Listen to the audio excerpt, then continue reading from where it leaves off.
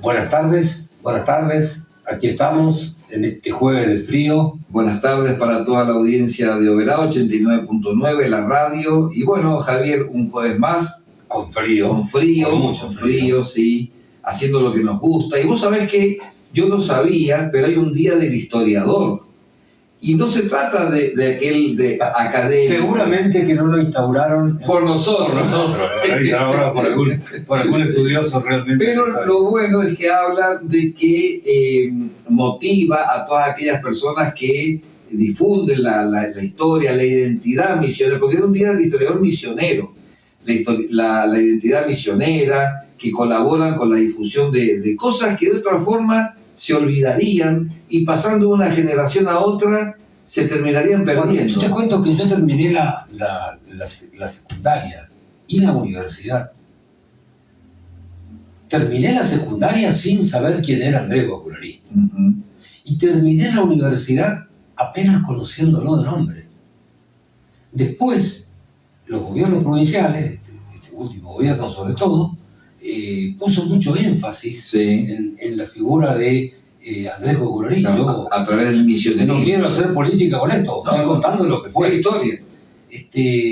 Y bueno, comenzamos a conocer quién fue Andrés Boccurarí, que vos me contabas quién fue. Fue el primer gobernador de Misiones, nombrado por Artigas. Pero, a ver, acá permitime te cuento algo. Resulta ser que después de la Revolución de Mayo, ¿con quién se pelea Buenos Aires? No solo con el Paraguay, se pelea también con la banda oriental, cuyo líder era Artigas. Y después de la asamblea del año 13, Artigas forma la Liga de los Pueblos Libres, junto con la banda oriental, Entre Ríos, Corrientes, Santa Fe, Córdoba y Misiones. ¿Y a quién nombra gobernador de Misiones y de Corrientes? Andrés Boccurarí. ¿Y qué hizo Andrés Boccurarí? Era ahijado de Artigas, ¿no? Sí. Algunos dicen que fue su hijo natural. No da los tiempos, pero... Yo creo que no, pero ahijado fue seguro. Su hijo del corazón, que es más importante.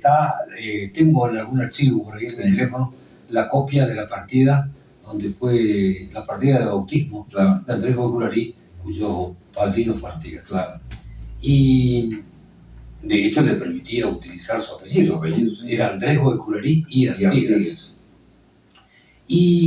Y siendo gobernador de Misiones y de Corrientes, primero peleó contra algunos intentos paraguayos de tomar la costa del Paraná, la parte de Corpus, la parte de Candelaria, San Ignacio, lo que hoy es San Ignacio. Y luego se dedicó a pelear en la costa del Uruguay, a echar a los bandeirantes. Sobre todo a frenar el avance portugués. Y ahí se libraron 2 batallas en pueblos cercanos a Oberá, que pasamos siempre los que viajamos. La batalla de San José y después la batalla de Apóstoles. Que hoy se está cumpliendo un nuevo aniversario. Hoy, 2 de julio de 1817, se libró la batalla de Apóstoles. Exacto. No eran grandes batallas, pero eran en realidad 100 contra 100. Sí, bueno, pero era el avance portugués. Era el avance portugués que sí hubiera significado para la Argentina perder a la provincia de Misiones. Y vos sabés que ahí quiero meter un bocado. Esto está dentro de la guerra de la independencia, porque recordemos que en 1817, Artigas en Uruguay, Andrés Boccurarí en Misiones, Güemes en Salta, Belgrano, también en la misma zona, y San Martín organizando el ejército de los Andes. O sea, es todo un combo de la guerra de la independencia. Ahora, no es un hecho aislado. Qué linda historia la del Virreinato del Río de la Plata, ¿no? Qué linda historia por los grandes hombres que hemos tenido, por lo que has nombrado, la gente que hemos nombrado hoy, Artigas, Andrés Boccurarí, San Martín, Güemes, medio que tenés que pararte para nombrarlos, porque te da vergüenza nombrarlos sentados, ¿no? Por lo menos aquellos que nos gusta cuando las cosas se hicieron bien o se hacen bien. Vos sabés que le tuve estuve mirando un historiador, esta es nueva para vos, seguramente, porque para mí fue nueva hasta ayer. Bien. Ayer encuentro en YouTube un historiador llamado Ariel Pérez, que ha escrito muchos libros sobre San Martín, por lo menos 3, y que contó en ese pequeño video de que cuando San Martín, después de Guayaquil, renuncia al protectorado del Perú y se va a Francia, pasa, llega a Chile, claro, pasa por Buenos Aires a buscar a su hija, exacto, pero pasa por Mendoza, donde había sido gobernador y había formado el ejército de los Andes, y ahí, con el general Paz, que fue uno de los grandes generales de Córdoba, cordobés, unitario. Exacto. Peleó para el bando equivocado, desgraciadamente. Un gran general, decidieron formar un ejército de 500 personas, instruirlos a los San Martín al mismo nivel que los granaderos, captar a algunos granaderos que ya estaban volviendo, que habían vuelto de la lucha de la independencia, y hacer una expedición por tierra para recuperar el Alto Perú. Y como necesitaban dinero, le pidieron dinero a 2 comerciantes. Y San Martín mismo ofreció salir de garante. No recuerdo si le pidió 50.000 pesos o 500.000 pesos, que San Martín salía de garante. O sea, había que devolver ese dinero. Sí. Y los tiempos no dieron, esa expedición no salió. Y en verdad, como dice Pérez, se perdió el Alto Perú para siempre, no solo después de las campañas del Alto Perú que fracasaron, con Rondó, con Belgrano, etc., sino que se perdió esa vez cuando San Martín le faltó muy poquito para, antes de irse a Europa, recuperar el Alto Perú, que de hecho lo hubiéramos recuperado. Pero bueno, sin el apoyo de Buenos Aires era complicado, y para mí eso fue algo nuevo, absolutamente novedoso. Jamás había escuchado esta historia, y bueno, viniendo de Ariel Pérez, creo que vale la pena tomarlo en cuenta e investigar para los próximos programas. Es así, Javier. Bueno, Javier, estamos viviendo el Mundial de Fútbol. Mañana jugamos contra Cabo Verde. ¿Qué tenés de Cabo Verde, Javier? Y mirá, Cabo Verde, lo que estuve mirando, que es un pequeño país insular, son 3 o 4 islas, que están al oeste de África, al oeste de la cabeza de África, digamos, de lo que sería el desierto de Sahara, a esa altura más o menos, que tiene apenas 500.000 habitantes. Mira, menos que la provincia de Misiones. Menos que la provincia de Misiones. Un país más chico que Uruguay. Yo pensé que Uruguay era de los países más chicos. No, como si son islas. Son islas. Que tiene su población desparramada en el mundo, porque no tiene industrias, no tiene nada, tiene solo turismo. Y un turismo de clase media alta. No tiene un turismo VIP que deje dinero, digamos.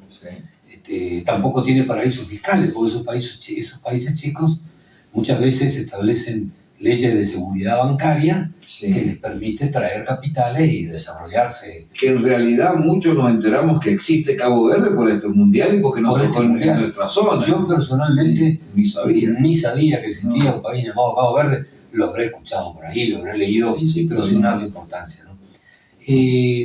Anoche, en uno de los canales de deporte, le hicieron un reportaje a un argentino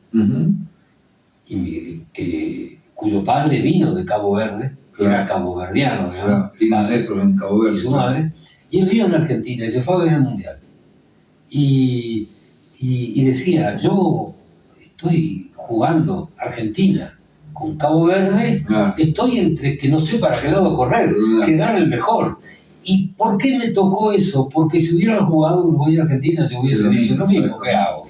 Por más que el fútbol no se trata de patria, es solo un deporte. Exactamente. Y tenemos que tener eso en cuenta, ¿no? Mucha gente confunde que el que viste la camiseta de una selección está defendiendo los colores de la patria. No, está defendiendo los colores de un país en un deporte donde todos ganan millones y muchos millones. Exacto. Nadie está ahí por la patria, sino que están por los millones. Sí. Si fuera por la patria, el Mundial sería de 4 equipos y con 5 jugadores cada uno. Exactamente. Bueno, ya que estamos dentro del fútbol, te cuento que nuestras efemérides, allá por el año 1973, hubo el campeonato misionero, lo gana Oberá. Y la final, ni más ni menos que con Posadas, que siempre está esa rivalidad. Yo lo viví cuando estudiaba en Córdoba, Córdoba Río Cuarto, en Mendoza, Mendoza San Rafael, acá Posadas Oberá, viste que está esa rivalidad. Este partido, esta final, se juega acá en Oberá, en el Atlético Oberá, en la redundancia, y En la cancha que está ahí. en la cancha de acá, sí, del Atlético. Por Avenida Andresito. Exacto. Empatan 4-4, pero por los puntos que había logrado Oberá, termina ganando el campeonato. Y te quería contar quiénes fueron quienes conformaron ese equipo obereño. El técnico era Carlos Lescano. No Y bueno, conozco. como empataron 4-4, 2 goles para el equipo obereño los hace Chopa Palacios, que hace poquito tuvo un reconocimiento también en Posadas. Sí, señor. El Gran chino, deportista. Gran deportista y profesor de educación Sí, física. señor. Le mandamos un saludo a Chopa. Chino Sueta y el zurdo López. Esos fueron los 4 goles obereños.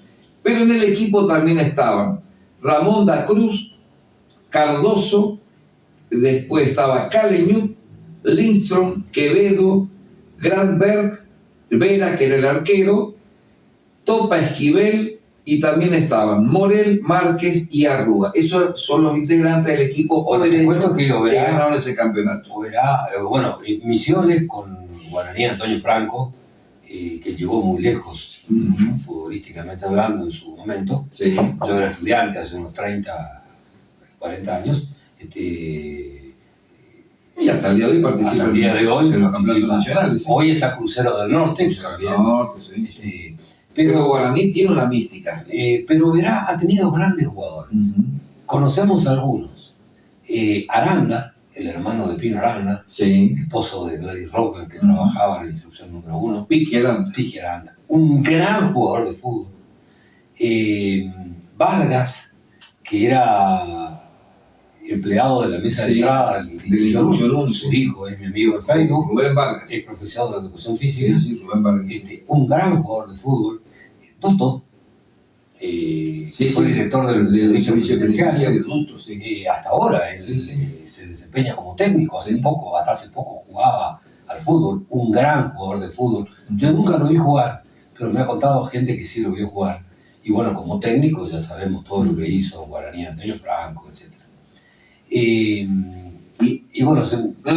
también uno que ya se destacó a nivel nacional, que es el Lobo Fischer. Bueno, el Lobo Fischer jugó en San Lorenzo. Jugó en San Lorenzo. Claro, que está la Asociación San Lorenzo. Pero te voy a contar una historia. Te voy a contar una historia que no me vas a creer. Oberá tiene un gran arquero, un tal Gruje, tuvo en su época un gran arquero, que era dueño de la empresa de transporte que hacía viajes entre Oberá y Panambi. Sí. No sé si vos lo recordás. Nuestra Señora del Rosario, claro, sí, se llamaba. Bueno, Gruje fue uno de sus últimos dueños o encargados de esa empresa. Un gran arquero. Te hablo de un gran arquero. Y bueno, yo jugando al fútbol no soy bueno, ni muchísimo menos. En las defensas penales sí. Pero te cuento que un día, hace, ponerle 20 años, nos vamos a un campito acá, y bueno, entré yo a jugar. No toqué la pelota todo el partido, esa fue la verdad. La única pelota que me cayó servida fue una que la paré y yo vi a Gruje y se la miré a la izquierda y se la toqué a la derecha. Y para mí fue un honor haberle hecho ese gol a semejante arquero. Fue, creo que lo único que hice futbolísticamente en mi vida. Está bien. De suerte, por supuesto. Sí. Así que bueno, te quería contar también que en el 29 de junio, que estamos dentro de la semana que nos convoca, falleció un señor que fue conocido como Teodoro Cuenca, un gran músico, obereño, misionero, y cuentan de que la versión misionerita, que si bien sabemos que misionerita fue escrita por Lucas Braulio Areco, la interpretación de este señor Teodoro Cuenca es la más excelente de todas las interpretaciones y sí. están en los actos oficiales que hace el gobierno, que se hace en las escuelas, la interpretación de Teodoro Cuenca. Bueno, que en Campo Ramón hay un salto que lleva su nombre. Que lleva su nombre. Exactamente. Comparto todo lo que dijiste de Teodoro Cuenca, un gran músico, murió joven, enfermo, Sí. de cáncer de garganta, fíjate vos siendo cantante, ¿no? Y creo que una de las cosas más lindas que han hecho los gobiernos provinciales, creo que fue el gobierno de Puerta en esa época, Sí. fue instaurar oficialmente la canción misionerita como canción oficial de la provincia de Ciudad, que es bellísima. Que es bellísima. Y hay una descripción increíble. Ahí va, bueno, acá nuestro musicalizador, terminamos la primera parte del programa. Chamamé Ferreira. Pasala, por favor. Venga ahí. Bueno, comenzamos esta segunda parte del programa. Bellísima Colega, la canción. Vos me estabas contando una efeméride local de aquí de Oberá. Tengo dos efemérides. Que me interesó mucho. Tengo dos efemérides y las dos son interesantes y hacen a familias obereñas. Vos sabés que en junio de 1935 llega a estas tierras, ya estaba fundada la ciudad de Oberá, hace poquito, en 1928, el doctor Faustino Bertoldi, que había nacido en Córdoba el 29 de mayo de 1907 y falleció acá en nuestra ciudad en 1968. Bertoldi, ¿algo que ver con la clínica? Con la clínica, fundador de la clínica Bertoldi, pero aparte de esta actividad privada, que es importante, tuvo una actividad pública que es mucho más importante y te cuento cuál fue. El doctor Bertoldi fue el impulsor del primer centro asistencial público. Primer centro asistencial público. No había hospital. No había hospital. Y que luego él se convierte en director de este centro asistencial público. Y el doctor Bertoldi, Faustino Bertoldi, gestiona el predio a donde se iba a construir el Hospital Samit. Fíjate lo importante que es, aparte de la clínica que conocemos todos de ginecología y obstetricia, la clínica Bertoldi. Bueno, viste que yo siempre lo digo en forma así coloquial.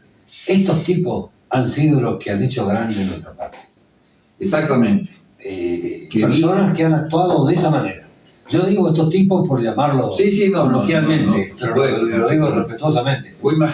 Estos hombres han hecho grande nuestra provincia, nuestro pueblo, nuestro país, porque lo que habrá sido venir de Córdoba, que es una ciudad cosmopolita al día de hoy, en 1935 a estas tierras que faltaba todo. Sin duda. Faltaba todo. Sin duda. Córdoba en esa época tenía tranvía, por decirte algo, ¿me entendés? O sea, lo que significaba Córdoba. Yo te quiero contar que cuando yo vine, cuando mis padres vinieron a la Argentina en 1973, en San Vicente no había nada. Claro. Había 2 casas de madera. No había escuela secundaria en la zona. Yo me fui al Dorado justamente para hacer la secundaria del Dorado. Eran caseríos. Así que imagínate en 1935. 35. ¿Te acordás que habíamos comentado el de la vida de una señora que fue enfermera acá? Que iba como abriendo las picadas y que también en esta época se había formado una comisión con inmigrantes suecos para abrir las picadas, porque no había caminos. Bueno, este señor Faustino Bertoldi, mandamos saludos a su familia, vino, se arremangó, como decimos normalmente, y en la pobreza gestionó este centro asistencial público y gestionó los terrenos donde hoy está instalado el Hospital Samit de nuestra ciudad y de zonas aledañas, porque recordemos que al Samit de acá viene gente de Campo Grande, Campo Viera, San Martín, bueno, todas sin conocer a ninguno de la familia ni haberle escuchado antes de que lo nombraste hoy. Yo lo conozco, dijo Alan Bertoldi. A este señor vaya mi reconocimiento personal, porque haber participado en la construcción de un hospital no es poca cosa. No es poca cosa.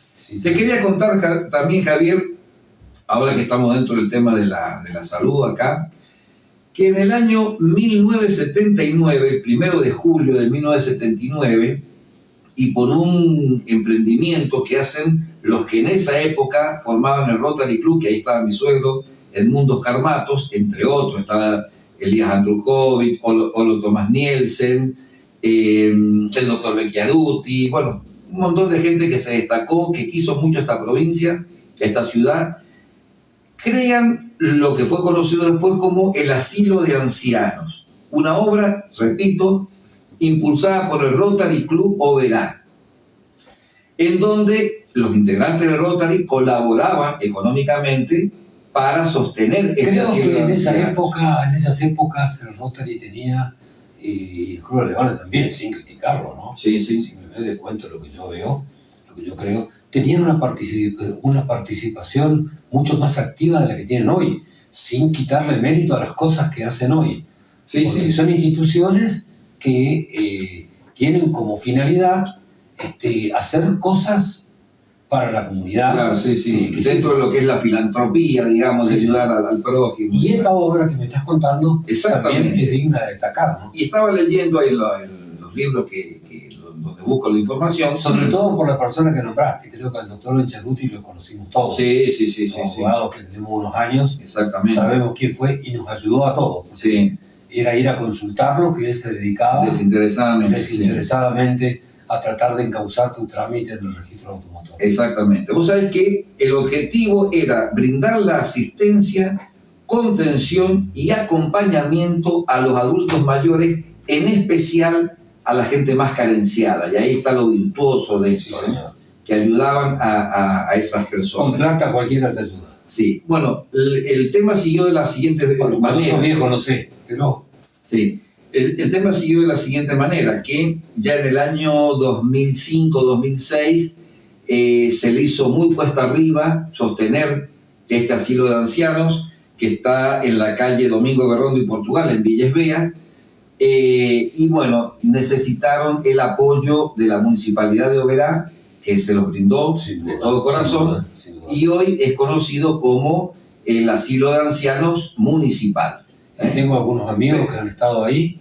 Sí, yo tengo gente conocida que está ahí también. Bueno, espero... y que es muy buena la atención. Hacia ahí vamos todos. Claro. Y lo que quería destacar es que cómo esa iniciativa privada de estas personas que colaboraron con el desarrollo de nuestra ciudad sirvió para ayudar a la gente anciana y carenciada. Vos sabés que los dos extremos de la sociedad son los más vulnerables, que es el niño y el anciano. Sí, el del medio más o menos que se la rebusca. No sabemos defender. Exacto, pero el niño que está abandonado o el anciano que está abandonado es muy difícil. Totalmente difícil. Bueno, esta gente que integró aquel Rotary Club de 1979 lograron a través de esta iniciativa privada ayudar a los ancianos carenciados. Bueno, yo quiero contarte que el 1 de julio de 1974 falleció quien era el presidente en ese momento de la Nación, el general Juan Domingo Perón. Exactamente. Me acuerdo del día, me acuerdo de la noticia, me acuerdo de todo. Sí, el feriado que tuvimos, porque había fallecido el presidente en funciones. Este programa no tiene por matriz hacer comentario político ni apología política de nadie, pero comentamos que Perón fue el creador de Aerolíneas Argentinas, fue el creador de Somisa, una fábrica de acero que dependía del Estado, creó Gas del Estado, creó la flota mercante, Alma creo que se llamaba, creó Entel, que era de comunicaciones, Empresa Nacional de Telecomunicaciones. Bueno, le dio mucha preponderancia a los derechos sociales y a los derechos laborales. Exactamente.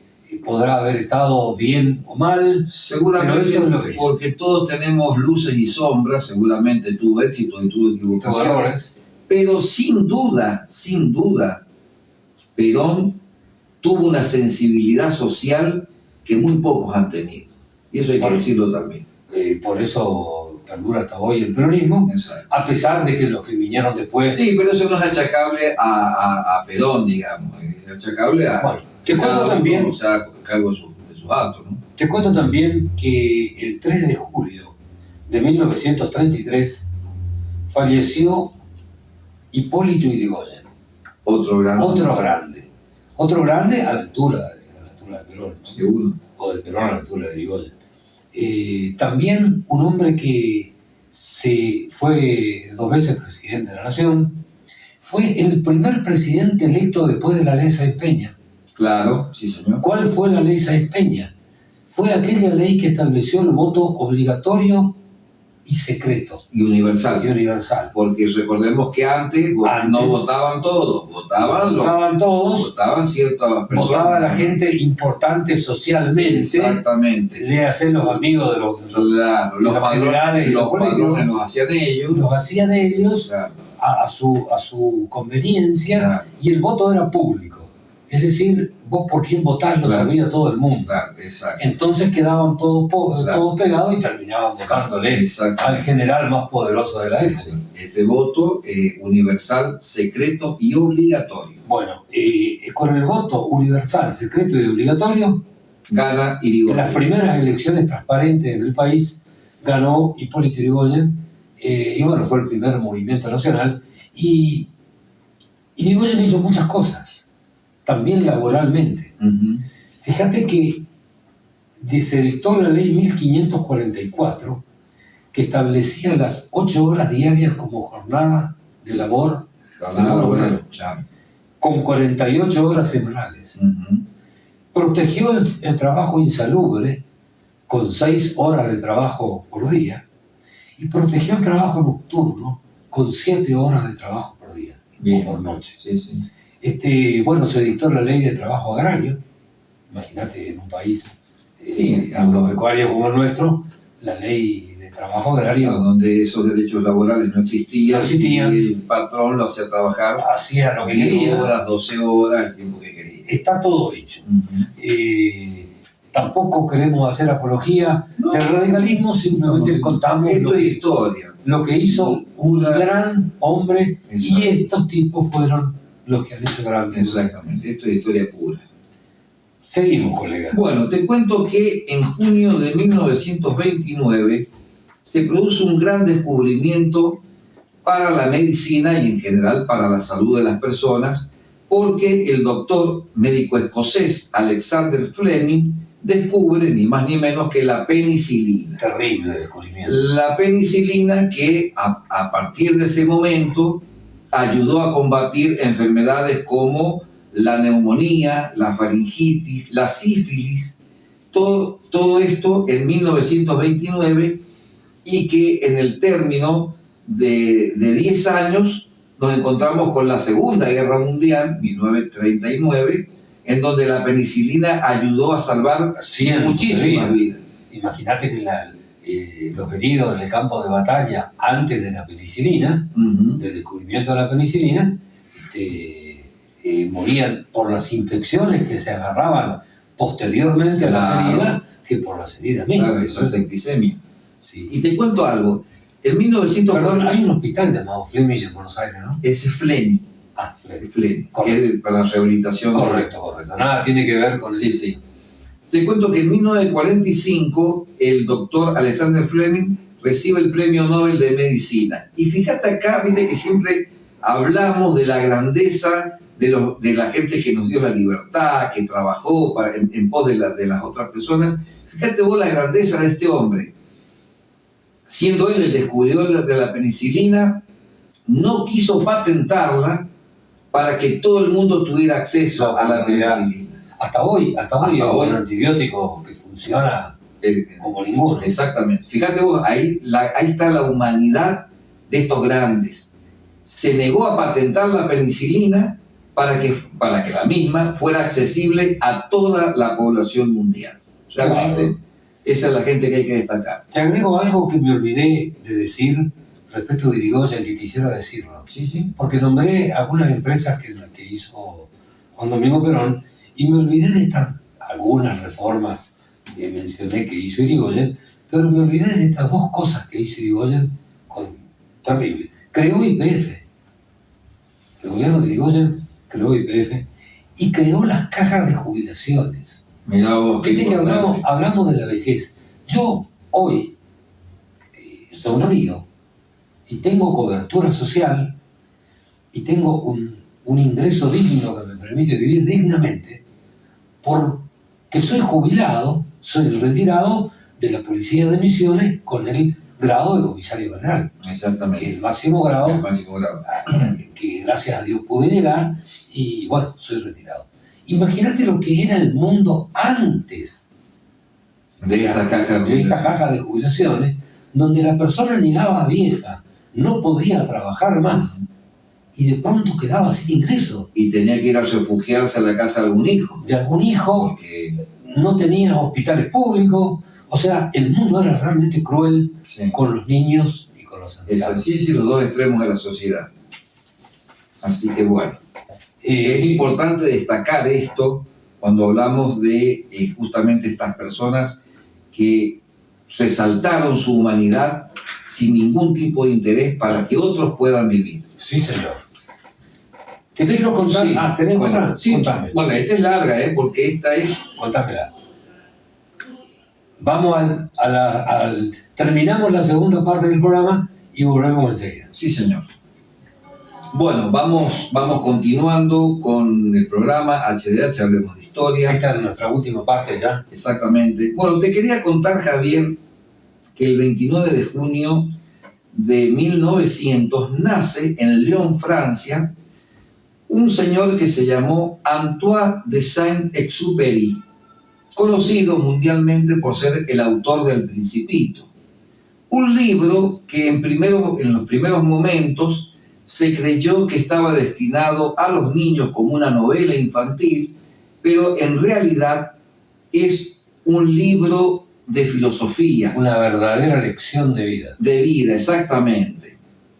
Vos sabés que el libro cuenta, el Principito cuenta, de cómo un piloto que cae en el desierto, su avión se descompone, cae en el desierto de Sahara. Claro, él era piloto. Él era piloto y le encantaba. Anduvo por Argentina, pero no tengo el dato preciso. Sé que anduvo por Rosario, incluso tuvo amores con una señora de acá, pero no vamos a entrar en esos detalles.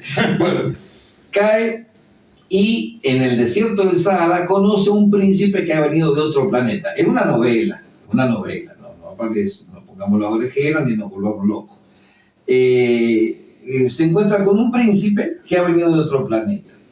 Y hablando con este príncipe, empieza a descubrir las relaciones humanas. Y le cuenta que él ha conocido, por ejemplo, hay una parte muy linda porque conoce en su planeta, había conocido una rosa, después acá había conocido un zorro, y el zorro le dice le cuenta al Principito que para que ellos se hagan amigos, él tendría que domesticarlo. El Principito tendría que domesticarlo al zorro. Y le dice el zorro, pero como que iba a tener un dolor, iba a sufrir, porque si el Principito lo domesticaba al zorro, el zorro, si él le decía que lo venía a visitar todos los días a las 5 de la tarde, el zorro ya a las 3 de la tarde se ponía contento porque iba a recibir a su amigo. Sin duda. A las 4 ya se preparaba para recibir a su amigo, que era el que lo había domesticado. Y cuando llegara él, se iba a poner muy feliz de esa visita. Pero también, el día que él tuviera que despedirse, iba a ser el día más triste de su vida para ese animalito. Entonces, en esta conversación, le dice finalmente el zorro que solo se ve bien con el corazón, porque lo esencial es invisible a los ojos. Y esas frases quedan y nosotros las aplicamos en nuestra vida diaria, en nuestras relaciones humanas, sin duda. En tratar de ser mejores personas, de tener una mejor relación con los otros individuos. Vos sabés que te quería contar, porque esto apareció hace poco en Discovery Channel, lo siguiente. Antoine de Saint-Exupéry era piloto, dijimos, él era piloto de observaciones, más que un piloto de guerra, era un piloto de observaciones, y siempre se creyó, o durante mucho tiempo se creyó, que él murió, porque él muere en 1944, plena guerra de la Segunda Guerra Mundial. Sí. Siempre se creyó terminó en 1945. Claro, exactamente. siempre se creyó que había sido derribado por algún piloto alemán, por algún aviador alemán que lo vio el avión enemigo francés y lo bombardeó.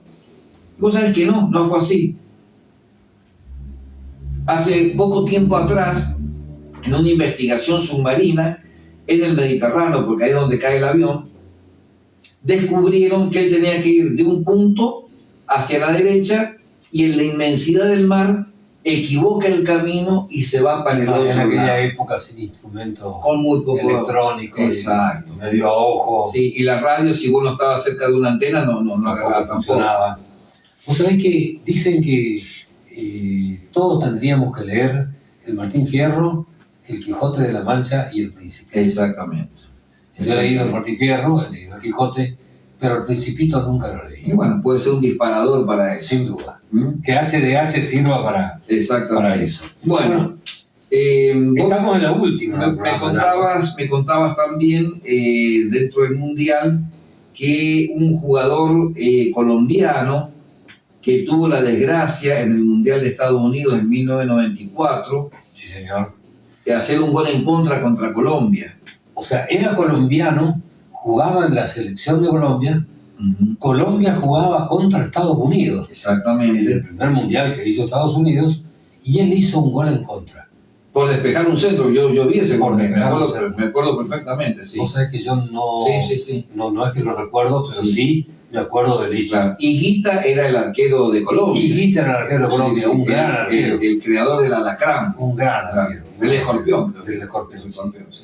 Bueno, te cuento que ese jugador, sí.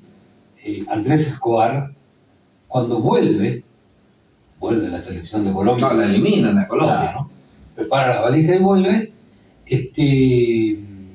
fue asesinado. Qué locura, ¿no? Un día como hoy, 2 de julio de 1994. Para muchos fue asesinado por haber hecho el gol en contra. Claro, que termina eliminando a Colombia. Ojalá no haya sido así. Ojalá haya sido asesinado por otra cosa, porque si bien está mal que alguien asesine a otro, estaría más mal todavía si que lo haga asesinado dentro de un fanatismo futbolero donde cualquiera hace un gol en contra. Y sí, en este mundial ha habido goles en contra. Exactamente. En este mundial Messi erró un penal. Sí. O sea, es fútbol. Te estoy hablando de Messi erró un penal. Sí. Es como Maradona agarrar un penal, o Pelé agarrar un penal. Y lo erraron. Sí. ¿Te acordás, Zico? Sí. Aquel histórico partido en el Mundial no recuerdo. De España, donde nos elimina. En el Mundial de España, 1982, en la segunda fase nos toca con Brasil y con Italia. Y los dos nos ganan, Brasil e Italia nos ganan. Claro, lo que pasa es que, claro, tenés razón. Sí. Brasil creo que jugaba contra Italia. Que Italia le gana también a Brasil. Fue un gran partido. Sí. 3-2 le ganó Italia a Brasil. Donde, faltando 5 minutos, Paolo Rossi hizo los 3 goles. Para que termine, para que termine el partido, le hacen un penal a Zico. Zico, un gran jugador. Sí. El número 10 de Brasil. Fue de lo más grande que tenía Brasil. Y le hacen un penal. Y todos los brasileños en la tribuna cantaban el triunfo. Claro. Cantaban el triunfo. Pateaba Zico. Y pateó y lo erró. Zico. Así que bueno, lo de Messi fue otra circunstancia deportiva, y haber hecho un gol en contra para este pobre hombre, le costó la vida a este señor que pasó la historia desgraciadamente por ese fanatismo futbolero, estúpido, sí. Te cuento cómo venimos de tiempo. Estamos bien. Tengo para otra anécdota más. Sí, cuente. El 2 de julio del 2008 se dio el rescate de Ingrid Betancourt. Ah, sí, en la selva colombiana. Sí, señor. La FARC. Esto no es un programa de política, es un programa de historia. Esto es un hecho histórico. Pero tengo que mencionar lo siguiente. Que fue candidata a presidenta después. Aquellas guerrillas de origen izquierdista, tipo el Che Guevara, destinadas a lograr el poder mediante la fuerza en determinados países e instaurar el sistema comunista que era en aquel momento el sistema de avanzada, Claro. ¿no es cierto? Lo nuevo que presentaba el mundo para terminar con las injusticias, digamos. De una manera, en los libros se presentaba así.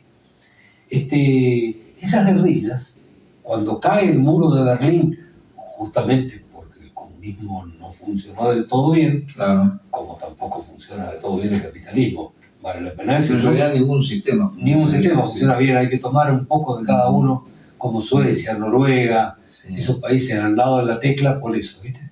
Sí. Bueno, la cuestión que el movimiento guerrillero en Colombia llamado FARC, La FARC, exacto. La había secuestrado. claro, siguieron subsistiendo después de la caída del muro de Berlín, siguieron subsistiendo vendiendo droga, Claro. protegiendo la droga que pasaba por la selva. Se transformaron en movimientos libertadores, supuestos libertadores, a reales narcotraficantes. Exactamente. Y bueno, y vivían del rescate de personas también. Secuestraban a las personas y pedían rescate. Y en Argentina conocemos también de eso. Y bueno, en Colombia la FARC secuestraron a esta periodista llamada Ingrid Betancourt, Sí. que tuvo 6 años secuestrada por la FARC y que fue liberada en una operación espectacular, donde se logró que 14 rehenes entraran a un helicóptero, todos amontonados, pobrecitos, sigilosamente, entraran a un helicóptero de una supuesta ONG que había ido a tener relaciones con la FARC, no sé por qué motivo, y bueno, fueron sacados. Tú sabes que yo vi la historia de Ingrid Betancourt, que creo que había sido candidata a presidenta de Colombia, y que cuando lo suben estaban quebrados psicológicamente, moralmente, cuando lo suben al helicóptero, ese que vos mencionás, para poder salir, ellos pensaron que iban a ser ejecutados. Imagínate vos el grado de estrés que habrá tenido esa gente, ¿no? Terrorífico. Sí. Fue violada Ingrid Betancourt en su cautiverio, tuvo un hijo que quedó en poder de la FARC. Wow. Hoy no sé qué será de la FARC. No sé. No, de la FARC desaparecieron. Desaparecieron. Sí, hoy el propio pueblo de Colombia la ha combatido. Me acuerdo en la época de los filósofos griegos, le preguntan a un filósofo: maestro, ¿cuál es la mejor forma de gobierno? Y él lo mira y le pregunta, le dice: ¿para quién y en qué momento? Porque cuando te hablan de las izquierdas o te hablan de las derechas, pero ¿a quién favorecen? ¿Para quién y en qué momento? Ahora, yo pienso también, siempre lo digo, mirá, faltan 2 minutos para que termine el programa. Yo personalmente soy derechista. Ahora pienso, ¿qué hubiera sido de la derecha si no hubiera existido la izquierda?